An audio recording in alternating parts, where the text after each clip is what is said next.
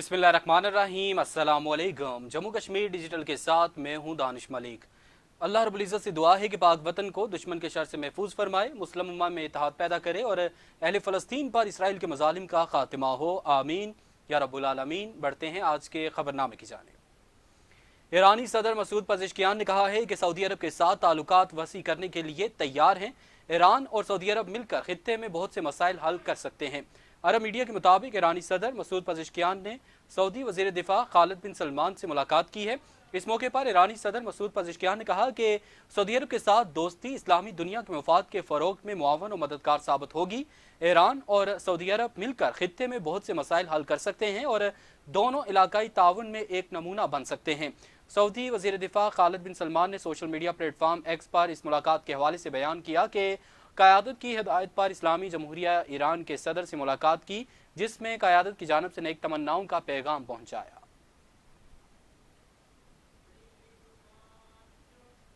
Women university आज़ाद जम्मू कश्मीर बाग में 5वें convocation का इनेकाद किया गया। एम.फिल, एम.ए, एम.एससी, बी.एस की 1056 तालिबात को डिग्रियां जबकि 45 तालिबात को गोल्ड मेडल से नवाजा गया। Chairman higher education commission of Pakistan professor doctor Mukhtar Ahmed ने वुमेन यूनिवर्सिटी के कन्वोकेशन से खिताब के दौरान तालिबात और उनके वालिदैन को मुबारकबाद पेश करते हुए कहा कि हमने आवाम की ख्वाहिश पर रियासत की पहली वुमेन यूनिवर्सिटी बाग में कायम की और हायर एजुकेशन में तालिबात की तादाद में बहुत बड़ा इजाफा हुआ है, जो कि इंतहाई खुश आइंद बात है। जबकि vice chancellor meritorious professor doctor Abdul Hamid का कहना था कि असर हाजिर के चैलेंजेस को मद्देनजर रखते हुए इदारे में तालिबात को 5th जनरेशन वार, साइबर क्राइम्स, जहनी सेहत और इसके अलावा ब्रेस्ट कैंसर और डिजिटल लिटरेसी जैसे अहम मौज़ूआत पर तरबियत दी है। यूनिवर्सिटी ने तालिबात को कौमी और बैन अल-अक़वामी सतह पर नुमाइंदगी के मौक़े फराहम किए। हमें फ़ख्र है कि हमारी यूनिवर्सिटी ने बासलाहियत मुसन्निफ़ीन पैदा किए जिनकी किताबें हालिया बरसों में शाया हुई। इस मौके पर मेजर साद बिन ज़ुबैर के वालिद को chairman higher education commission of Pakistan ने शील्ड ऑफ ऑनर्स पेश की और वुमेन यूनिवर्सिटी के 5वें कन्वोकेशन को मेजर साद बिन ज़ुबैर शहीद के नाम से मंसूब किया। जबकि vice chancellor doctor Abdul Hamid ने प्रोफेसर डॉक्टर मुख्तार अहमद को शील्ड पेश की। जमीयत उलमा इस्लाम जम्मू कश्मीर मुजफ्फराबाद डिवीज़न के अमीर मौलाना अल्ताफ़ हुसैन सिद्दीकी की अपील पर झेलम वैली डिस्ट्रिक्ट हेडक्वार्टर हटियावाला में फ़लस्तीनी आवाम से इज़हार यकजहती और इसराइली जाहिलियत के खिलाफ एहतजाजी रैली निकाली गई। रैली में जमीयत उलमा इस्लाम के ज़िलाई अमीर मौलाना मुख्तार अहमद कियानी, मुफ्ती जमील अहमद जामी, मौलाना इख्तिशामुल हक आवान समेत मुख्तलिफ मजहबी, सियासी और समाजी तंजीमों के रहनुमाओं और सैकड़ों अफराद ने शिरकत की। रैली के शुरका ने कफन पहन रखे थे और हाथों में प्ले कार्ड्स और बैनर्स उठा रखे थे जिन पर इसराइल मुजालिम के खिलाफ नारे दर्ज थे और शुरका ने अक़वाम मुत्तहिदा से फ़लस्तीन में फौरी जंगबंदी करवाने और गजा में इसराइली जारहियत रुकवाने का मुतालबा किया है। और उनका कहना था कि आलमी ज़मीर की खामोशी और मुस्लिम ममालिक की बेहिसी काबिल मसम्मत है। रैली से खिताब करते हुए मौलाना अल्ताफ़ हुसैन सिद्दीकी ने कहा कि पाकिस्तान के जय्यद उलमा ने इत्तफाक़ राय से जिहाद का फतवा जारी किया। अब यह हुकूमत वक्त की जिम्मेदारी है कि उलमा के फतवे पर अमल करते हुए जिहाद का ऐलान करे। अगर रियासत हमें इजाज़त दे तो हर फर्द मैदान अमल में जाने के लिए तैयार है। जबकि रैली के दौरान हटियाबाला बाजार में ट्रैफिक जाम रही जिससे आम शहरियों को दुश्वारी का सामना रहा।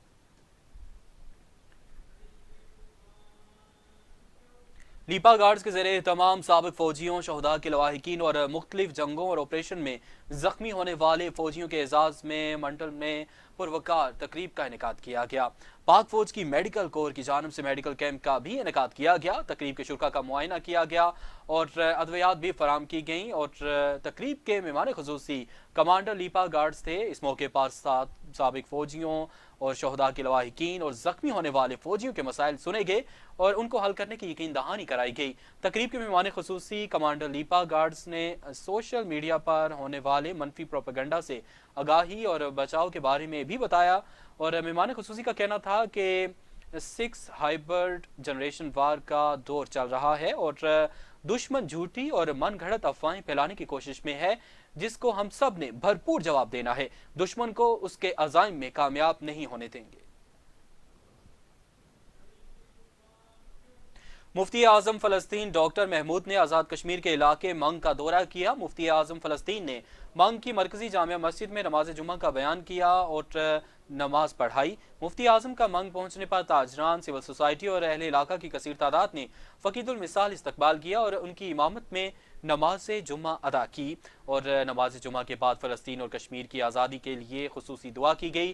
استقبالیہ تقریب میں سابق چیئرمین علماء مشائخ کونسل آزاد کشمیر، صدر انجمن تاجران اور بلدیاتی نمائندگان، اس کے علاوہ دیگر شرکاء بھی موجود تھے، اور تقریب سے خطاب کرتے ہوئے مفتی اعظم نے فلسطین پر اسرائیلی جارحیت کی شدید مذمت کی اور اقوام متحدہ سے اسرائیلی ظلم و بربریت کو رکوانے کے لیے مطالبہ کیا۔ وادی لیپا میں سول سوسائٹی اور انجمن تاجران کی جانب سے لیپا بھر کے بازاروں میں اظہار یکجہتی ریلیاں نکالی گئیں۔ ریلیوں کے دوران پاک فوج زندہ باد، کشمیر بنے گا پاکستان اور مقبوضہ کشمیر کے ساتھ اظہار یکجہتی کے لیے نعرے بازی بھی کی گئی۔ ریلی سے خطاب کرتے ہوئے شرکاء کا کہنا تھا کہ پاکستان نے ہمیشہ کشمیریوں کے لیے آواز بلند کی۔ آرمی چیف نے اوورسیز پاکستانی کمیونٹی سے خطاب کرتے ہوئے کشمیر کو پاکستان کی شہرہ قرار دیا اور کشمیریوں کی بھرپور نمائندگی کی، جس پر ان کے شکر گزار ہیں۔ شرکاء کا کہنا تھا کہ ہماری بہادر مسلح افواج کے ہوتے ہوئے دشمن کو کشمیر پر قبضہ کرنے کا خواب کبھی پورا نہیں ہو سکتا، اور ریلیوں کے اختتام پر پاکستان اور کشمیر کی سلامتی اور شہدائے افواج پاکستان کے لیے دعا کی گئی۔ ضلعی فوجداری عدالت پونچھ راولکوٹ نے علی سوجل کے اہم مقدمہ قتل کا فیصلہ سنا دیا۔ ڈسٹرکٹ اینڈ سیشن جج پونچھ منیر احمد فاروقی اور ضلعی قاضی عبدالباسط نے مقدمے میں ملوث علی سوجل کے رہائشی ملزم رستم کبیر کو مجرم قرار دیتے ہوئے دفعہ 302 اے پی سی کے تحت سزائے موت اور 10 لاکھ روپے جرمانہ کی سزا سنائی ہے۔ مجرم کو دیگر مقدموں میں جرمانہ اور قید کی سزا سنائی گئی ہے، جبکہ مجرمہ نصرت بیگم کو 10,000 روپے جرمانے اور قید کی سزا دی گئی۔ دیگر ملزمان کو دفعہ 382 بی کا فائدہ دے کر بری کر دیا گیا۔ مقدمے کی پیروی سعید شفیع، قمر رشید ایڈوکیٹس اور یاسر جاوید ایڈوکیٹ نے کی، جبکہ ملزمان کی طرف سے شمائلہ خان اور عمران ارشاد ایڈوکیٹس پیش ہوئے۔ یاد رہے کہ ملزمان نے 2020 میں محمد منیر نامی نوجوان کو فائرنگ کر کے قتل کر دیا تھا۔ راولاکوٹ ممتاز محقق، دانشور، کالم نگار بیرسٹر عبدالحمید خان بھاشانی مرحوم کی نماز جنازہ ادا کر دی گئی۔ مرحوم کا جسد خاکی ٹورنٹو کینیڈا سے وطن پہنچایا گیا۔ راولاکوٹ کے خان اشرف خان اسٹیڈیم میں مرحوم کی نماز جنازہ ادا کی گئی، جس کے بعد میت کو آبائی گاؤں بنجونسا لے جایا گیا، جہاں انہیں آبائی قبرستان میں سپرد خاک کیا گیا۔ نماز جنازہ میں سیاسی سماجی افراد نے شرکت کی۔ مرحوم ساری زندگی ریاست جموں کشمیر کی آزادی، خوشحالی اور خود مختاری کے لیے جدوجہد میں مصروف رہے اور وطن کی آزادی کی حسرت لیے دنیا فانی سے کوچ کر گئے۔ اور اب بات کریں گے موسم کی۔ محکمہ موسمیات کے مطابق آج رات سے ملک کے بالائی علاقوں میں مغربی ہواؤں کا طاقتور سسٹم داخل ہو سکتا ہے، جس کے تحت بالائی کے پی، گلگت بلتستان اور کشمیر میں بارش متوقع ہے۔ محکمہ موسمیات کے مطابق بارشوں سے دریائے کابل، سندھ اور جہلم کی ندیوں میں طغیانی کا بھی خدشہ ہے۔ دوسری جانب محکمہ موسمیات نے اتوار سے کراچی میں گرمی کی شدت میں اضافے کا امکان ظاہر کیا ہے اور اس دوران درجہ حرارت 39 سے 41 ڈگری سینٹی گریڈ تک جانے کی بھی پیشگوئی کی گئی ہے۔ اس کے علاوہ سندھ کے دیگر علاقوں میں بھی 24 اپریل سے ایک بار پھر ہیٹ ویو جیسی صورتحال پیدا ہو سکتی ہے۔ اب تک کے لیے اتنا ہی۔ جموں کشمیر ڈیجیٹل